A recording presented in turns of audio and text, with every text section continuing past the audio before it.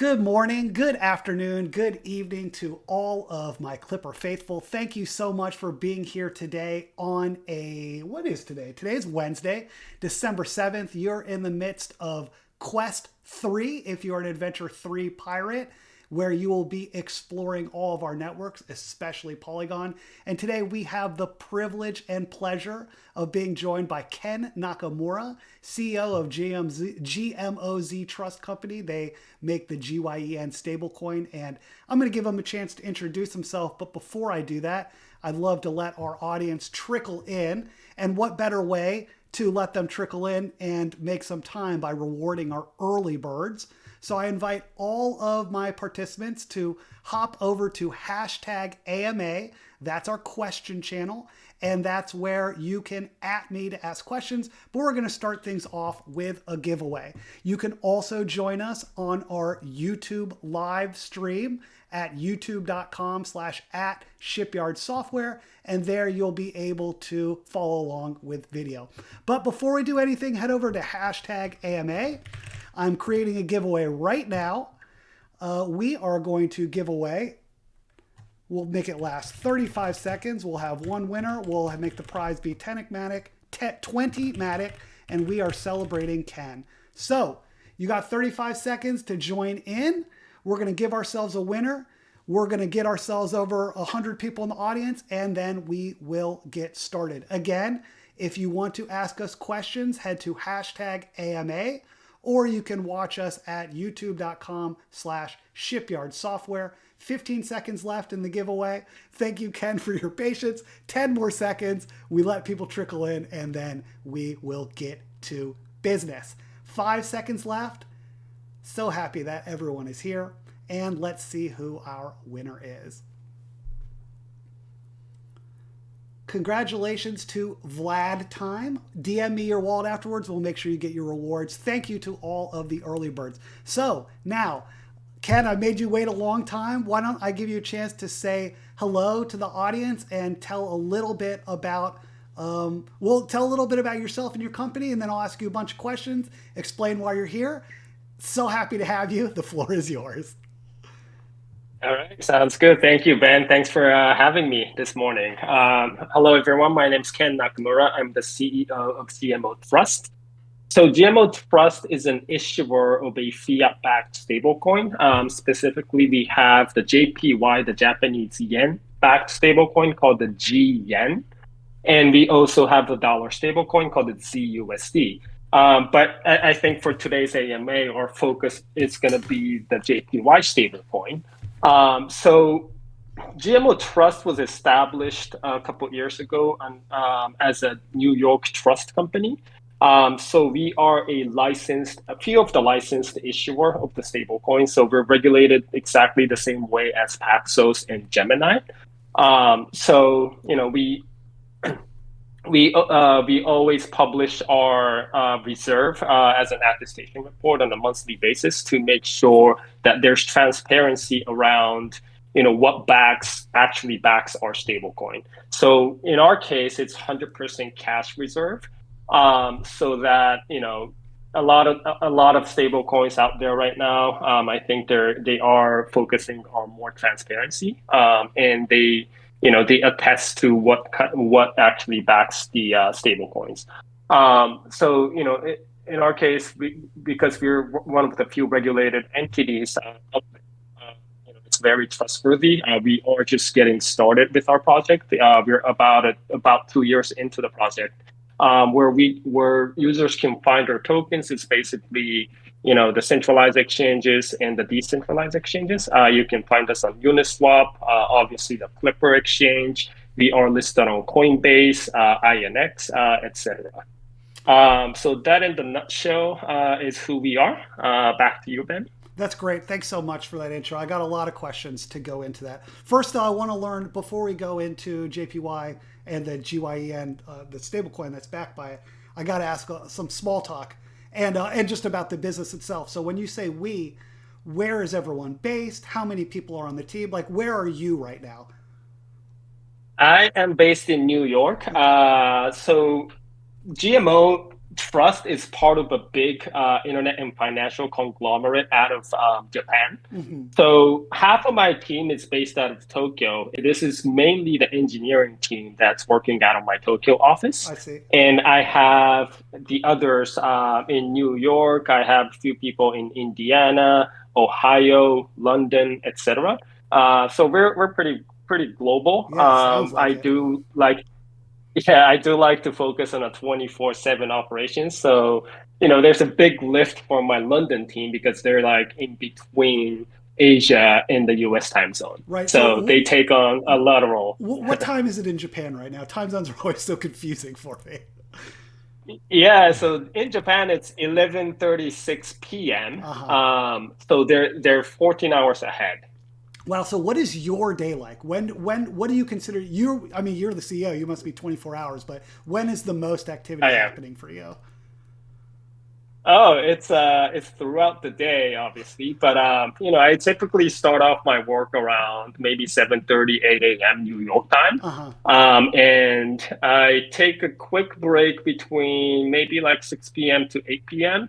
And then I go into my night shift with my, engineers in Japan. I do quite a lot of communication with my team in Japan. I also have the executive management level, like at the GMO Internet headquarters Uh huh. office, Uh huh. right? So, so just a quick background on GMO Internet. So GMO Internet was founded back in 1995, and the founder is still the CEO and the chairman of the entire group. We have about 105 companies across the globe. Wow. Um, and 10 of them are publicly listed. So we're quite big. We do a lot in crypto. I'm obviously the stablecoin CEO, but we also have the second largest crypto exchange in Japan called the GMO Coin. Sure. We also have a sizable Bitcoin mining business in the US, which I helped establish a couple of years ago. I think this was like 4 or 5 years ago that I was involved in the Bitcoin mining business. Uh huh. But Uh huh. we're also the largest FX brokerage worldwide in terms of volume. So we do about $1 trillion a month in FX volume. So you do So that's FX. who we are. That's GMO. GMO, the internet conglomerate. They do FX. They do Bitcoin mining. Did you say that's based in the U.S.? Yep. And you're doing the Yep. stablecoin. You run your operations out of Japan, London, Tokyo, Tokyo, London, New York City, fully global. And so I have to ask, you're a big internet conglomerate company, but you're part of a 2-year-old stablecoin company. Do you have an office? Do you work from home? How does it work for you? Yeah, we do have an office. Our team, including here, London and Tokyo, is about a little less than 30. Uh huh. But at our New York office, we can fit about, I don't know, 20 to 30 people. Yeah, it's great. I mean, that's So mid. It's not big. It's still very nimble, but 30. I mean, our team at Clipper is, I would say, probably about 12, 15 core members, and then maybe 5 outside. And of course, we have a huge lift from our community. They have to help us a bunch, but 30 is a nice number. yeah, Yeah. yeah, I think that's a sweet spot for any startups, right? Yeah. And what, I'm sorry, I got to put you on the spot like this, but I'm putting up your LinkedIn profile picture, which I have to say is such a good photo. You have a wonderful smile. Is that a professional photo, or did someone snap that for you? No, yeah, it is a professional photo. Well, this was taken internally by our photographer based in Japan, Yeah, by our wonderful. design team. And So. do you get a chance, or are you required to travel to Japan a lot, or do you stay in New York, and because we're such a global internet conglomerate world that you can stay there? Yeah, I mean, I do a fair amount of travel. I actually just came back from Japan this Sunday. Hmm. Um, but pre-COVID, I used to travel maybe 4 times a year. Sure. But now, just once a year, annual thing. We have the company-wide or group-wide budgeting meeting every November. So I go back for that. Right. Right. This is where all the 100 CEOs get together in one room, figure out, all the strategies going into next year. So Amazing. How long is that flight?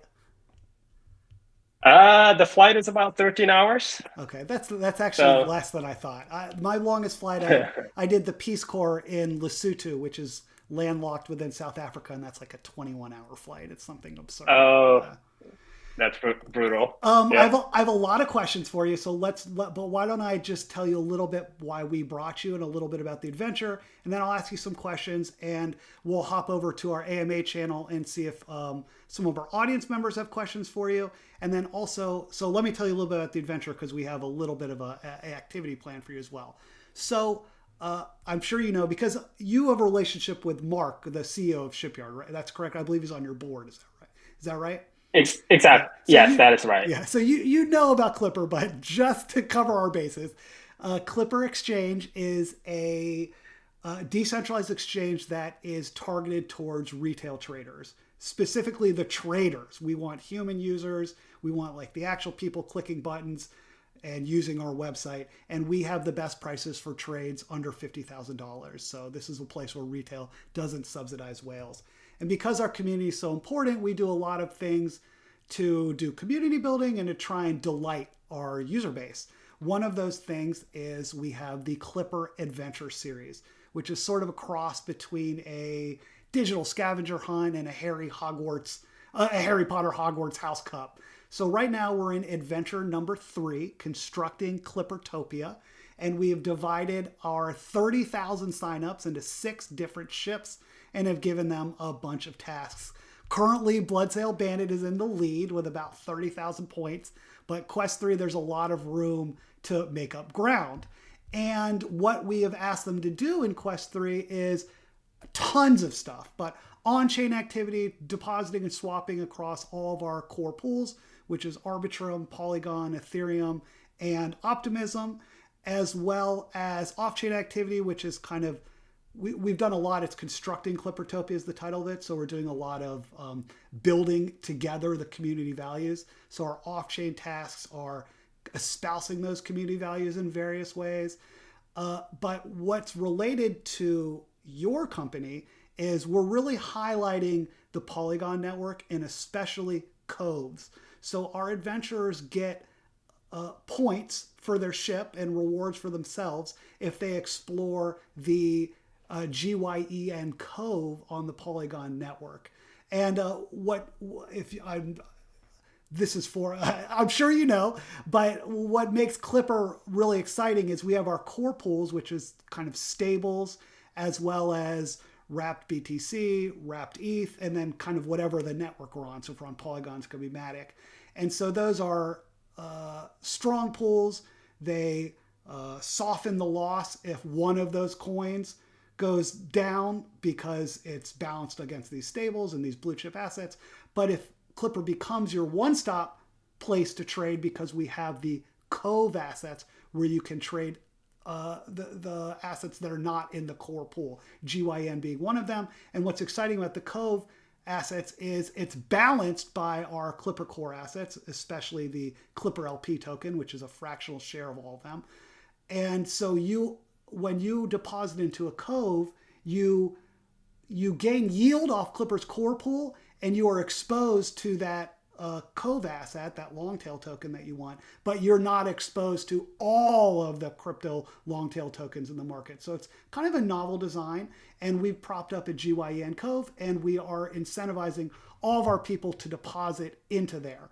So that's what we're doing, and we wanted to bring you on because we've highlighted a few specific Polygon Coves, and we want our pirates to go in there. So you're here to kind of tell everyone about GYN and why they should be in there. So the last thing I want to tell you is I have had our captains collate their very best questions from the community to ask you, and we are together going to answer those questions and award points to the very best questions that we have, because our community values are camaraderie, knowledge, and playfulness. And knowledge means not just learning about Clipper, the Clipper brand, the Clipper product, but everything in Web3. So we bring in lots of cool projects, and you are the coolest, if you will. So that's what's going on with Adventure 3. And why don't I turn it back to you, I'm going to ask one of our community in AMA. So I remind our audience, go to #AMA and @ me for a question. But Ghost, who's part of the Golden Galleon team, asked Ken, what is the advantage to use ZUSD over, say, USDC, USDT, BUSD, DAI, and can ZUSD be frozen like USDC and USDT? I said a lot, Ken, but you're welcome to respond to anything I said, and please answer that question as well. Floor is back to you. Okay. Yeah. So just candidly speaking, we have been focusing, we have been laser focused on the JPY stablecoin. So we haven't done much with the ZUSD product yet. Mm-hmm. But I think the core advantage is like really the trust, right?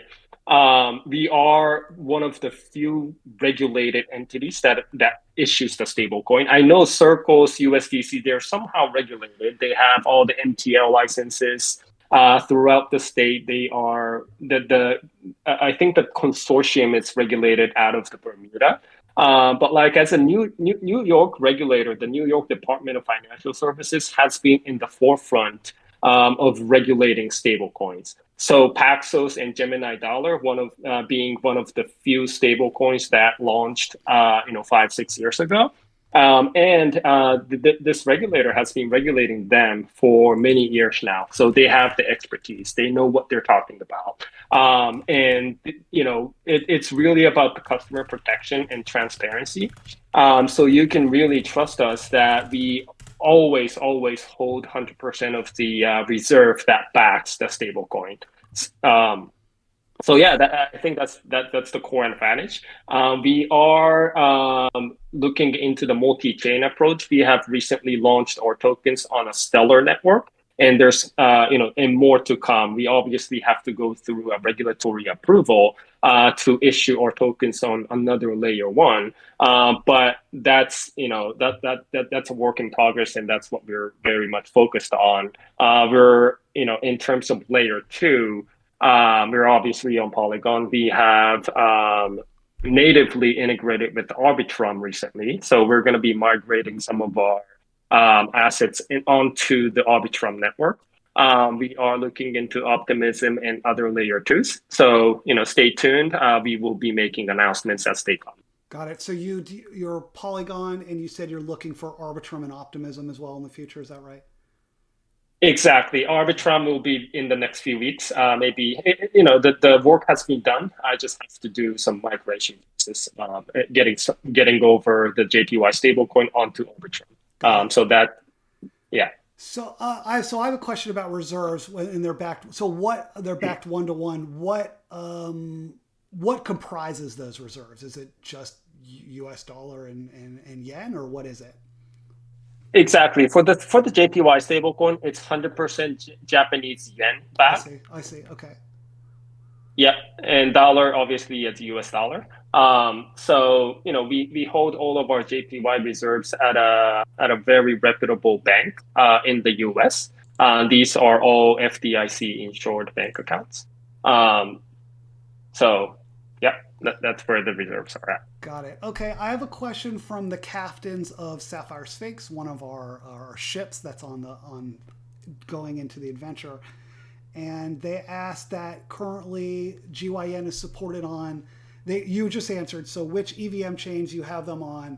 Ethereum, currently Polygon, and coming on to Arbitrum and Optimism. Are there any non-EVM chains planned in the future? Yes, well, what I can announce is Stellar Network right now, but we do.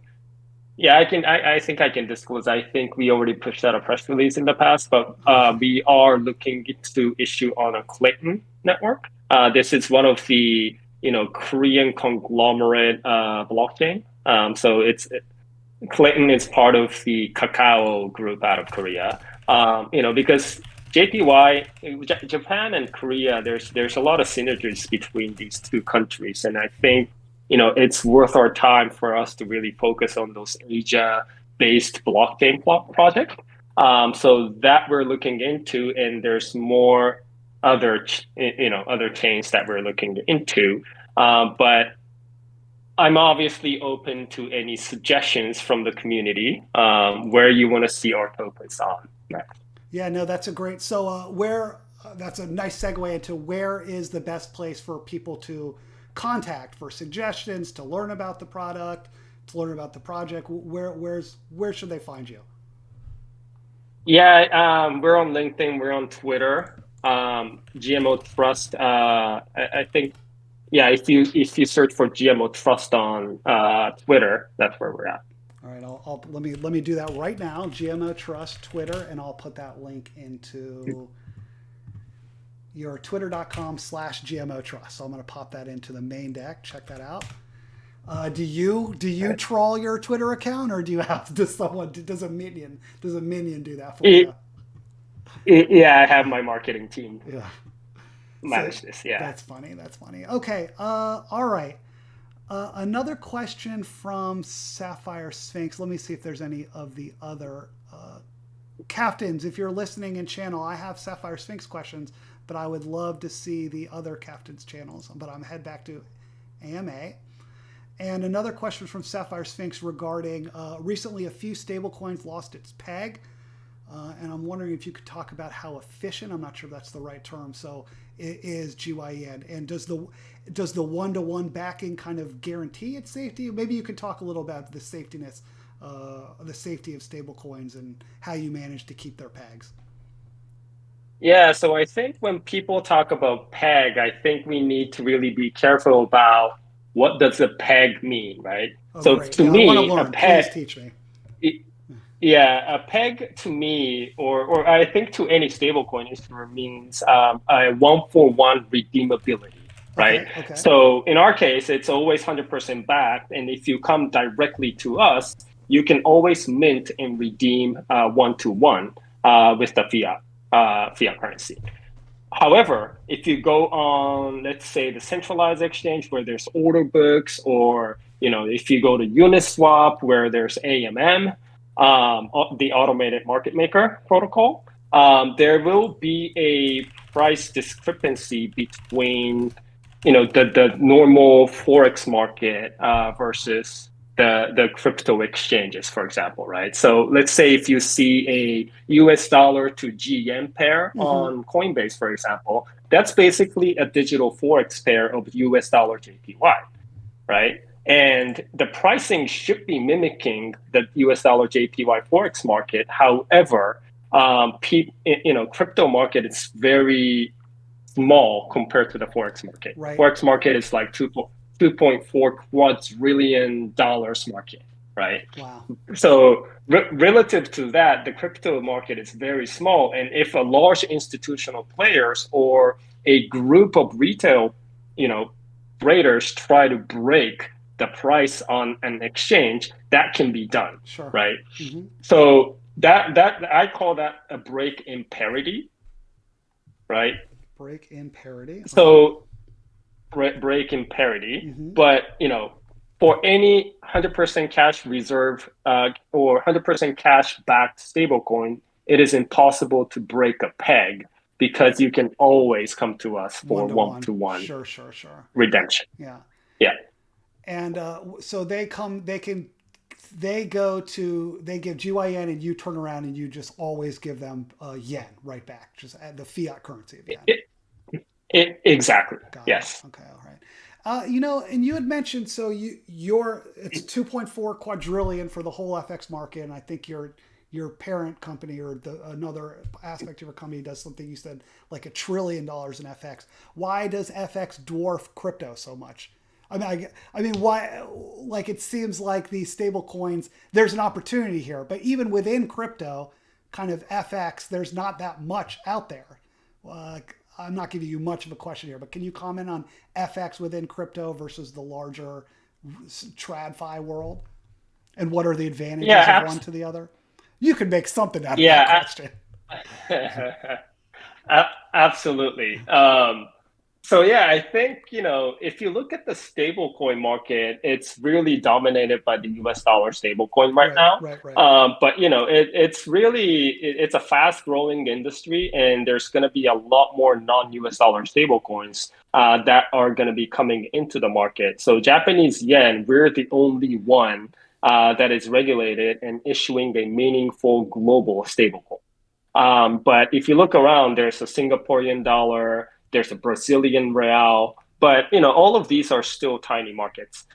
because 99.9% of the stablecoin circulating supply is denominated by the US dollars. Sure. But crypto is global, like FX is global, like all the businesses scales at a scales globally, right? It's not really about the local business anymore, because in the Web3 world, it doesn't really matter where you're based. However, if you want to get in and out with your local currency when you trade crypto, stable coins the way to go, right? It's really very, very easy to hold stable coins and transact in stable coins. So I think, as the crypto industry starts maturing, there's going to be a lot more stable coins, non-US dollar, and then a more sophisticated traders, they like to hedge using the forex market. Like US dollar is very strong right now, right. With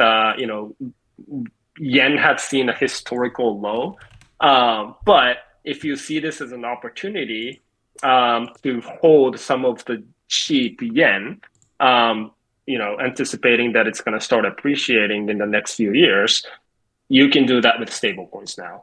It's very easy. It's really difficult for any retail customers to get into a forex market because account opening processes, takes a lot of time. Right. But like with stablecoins, you can just go on Uniswap, go to Coinbase, whatever the account you have, and gain access to the stable. And already you're an FX trader within minutes. It does seem like the access is a lot more democratic, if you will, in crypto, which is part of the value prop. It's an exciting time to be in it. Now, you said that this started about 2 years ago. How was it? And you were doing Bitcoin mining before this. What caused you or the larger company to say, all right, we need GYEN? And what happened 2 years ago that put you on this? Sure. So just taking a step back on why we're doing crypto as GMO Group. We saw this, when we entered the market, we saw this as a gold rush.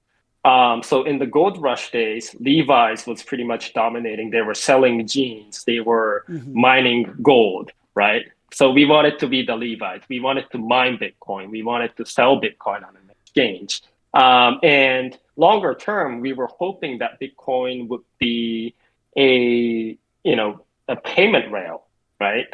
But we quickly realized that, okay, Bitcoin is more of an investment. People want to hold on to it. People don't want to spend because it always appreciates. Right, the number goes up. Right? Exactly. It always goes up. So we were thinking, okay, exactly. So we were thinking, okay, what's going to be a crypto asset that people are going to start using as a payment on e-commerce or offline shops, etc.? And the answer was stablecoin. So, there's no guarantee that stablecoin is going to be around forever, but, because everything in the crypto space, Web3 space is experimental still. But we were committed to exploring that opportunity. But if we're going to go into the stablecoin business, we started researching about it about 4 years ago, and we were thinking, okay, this space is going to be highly regulated. So we want to start off our business in a right, position, like really under the supervision of a, very well recognized regulator. So that was New York to us. So we spent 2 years obtaining this trust license, and then we started our project. So that's kind of how we got into the stablecoin business. Great. Just to touch on the payment, GMO Internet Group has the largest payment gateway in Japan. Sorry, and across Asia. It has the largest payment, and then you blanked out for a second. As the largest payment, what? It's a payment gateway. So gateway. It's basically, it's an aggregator of all the payment rails. We also we obviously accept cryptocurrency payments. So if we can bake our asset into those payment rails, that's going to be a big win for us. That's really great. So look, we're approaching 30 minutes. There's lots of great questions. I'm learning so much. Can we keep you for, say, 10 more minutes, 5 to 10 more minutes, just to get these last few questions? And then I'll let you go about your 18-hour busy day? Sure. All right, great. So Yep. Kizo from Golden Galleon. Actually, you know what? You were just talking about we were talking about stablecoin versus Bitcoin. So this question makes sense. So Ghost, we already had a question from Golden Galleon asked, how does a company distributing a stablecoin make money? What is the business model? Yeah, good question. I think in any stablecoin business, the only the I would say the only business model right now is the interest rate on the reserves. Mm-hmm. So US dollar obviously has a high yield right now because the Feds has been increasing the rate the past few months. So that's one of the largest revenue stream for most of the stablecoin issuers. In the case of Japanese yen, it's a negative yield currency. So we're basically eating the cost. The more we issue the tokens, the more we lose money. But we do this because we're very committed to the Web3 industry. And we'll figure out a business model longer term. All right, good luck. Good luck. We have a question from Kizo, also from Golden Galleon. Golden Galleon, by the way, answering the most pointed questions. And Kizo asked, Japan has just passed the stablecoin bill that prepared by Financial Services Agency, and then characters that I can't read, perhaps in kanji. How do you prepare for any upcoming competitor stablecoins issued by licensed banks, money transfer agents, or any other trust companies in Japan? And is there any chance for exchanges in Japan to list GYEN soon?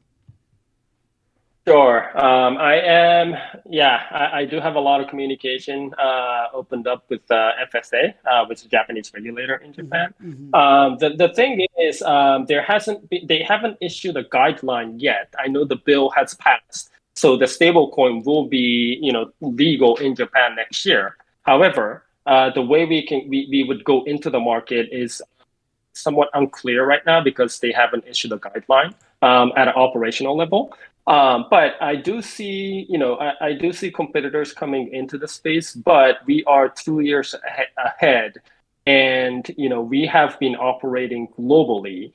But I think Japanese banks or Japanese companies that are looking to issue a Japanese yen stablecoin, I think they're going to start locally. So it's basically a local stablecoin versus a global stablecoin. That's how I see it. I see. And it's the case that you can't get GYN on Japan exchanges right now. It's just the kind of major centralized exchanges in the US and otherwise.